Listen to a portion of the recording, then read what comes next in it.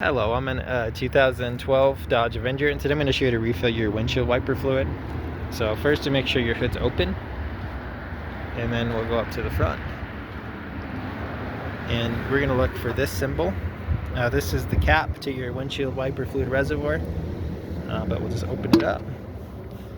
And then you'll take your jug of windshield wiper fluid, and you can just pour directly into this. And then you can kind of see it. There's a big reservoir down there that holds it all, but just fill this up as high as you want. You can fill it all the way to the top if you want, and then when you're done, just close this back up. And always worth checking too to make sure there's no leaks. Sometimes these reservoirs get cracked, so the easiest way to tell that is after you're finished filling. If you just have like a puddle starting to form under the car, that would indicate there's some sort of leak, whether it's from the reservoir itself or maybe one of the lines running to and from it.